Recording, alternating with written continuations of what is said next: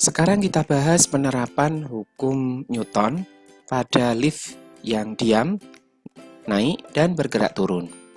Yang pertama kita lihat gambar yang paling sebelah kiri. Di sini lift dalam keadaan diam. Ketika lift dalam keadaan diam, maka berlaku hukum 1 Newton yaitu sigma F sama dengan 0. Dengan demikian kalau kita lihat gaya-gaya yang bekerja pada orang dan lift yang ada di sini ada gaya berat ke bawah W, M kali G. Di sini adalah berat dari orang. Kemudian sebagai reaksinya, maka lantai dasar lift ini memberikan gaya normal ke atas terhadap orang. Nah, dengan demikian karena sigma F-nya sama dengan 0, maka di sini N dikurangi W sama dengan 0, maka besarnya gaya normal ini sama dengan gaya berat dari orang tersebut. Kemudian ketika lift bergerak naik, maka nanti secara logis besarnya gaya normal itu akan bertambah besar. Atau dengan kata lain, lantai itu memberikan desakan yang lebih besar terhadap orang ini. Kalau kita lihat di sini lift bergerak naik, maka berlaku hukum 2 Newton, sigma F sama dengan M dikalikan dengan A. Untuk gaya yang searah dengan gerak benda, maka dia bertanda positif. Karena liftnya bergerak naik, maka gaya normal ini bertanda positif dan gaya berat di sini bertanda negatif. Sehingga bisa kita tuliskan N dikurangi dengan W ini sama dengan M dikalikan dengan A.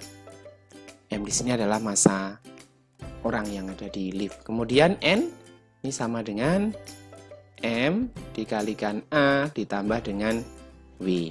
Dengan mensubstitusi W ini sama dengan M kali G, maka N ini sama dengan M dikali A ditambah dengan M kalikan G. Kalau kita gunakan hukum distributif, maka menjadi M kalikan A ditambah dengan G. Ini ketika lift bergerak naik, maka gaya normal yang bekerja pada orang ini, dia akan jadi lebih besar.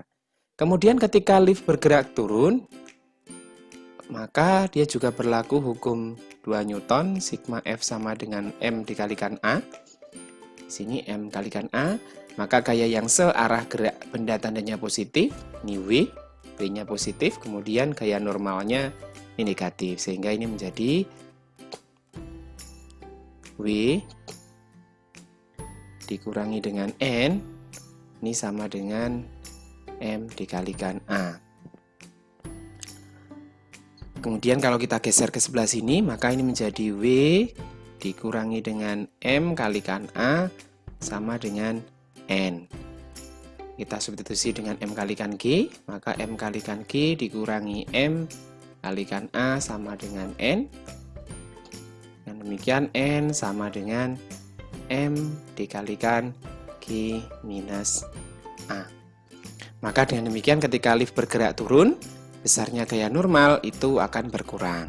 Nah, inilah 3 kondisi ketika lift dalam keadaan diam, besarnya gaya normal yang bekerja pada orang sama dengan gaya berat orang itu sendiri. Ketika lift bergerak naik, maka gaya normalnya akan bertambah besar karena desakan lantai ke atas. Kemudian ketika liftnya bergerak turun, maka gaya normalnya akan berkurang.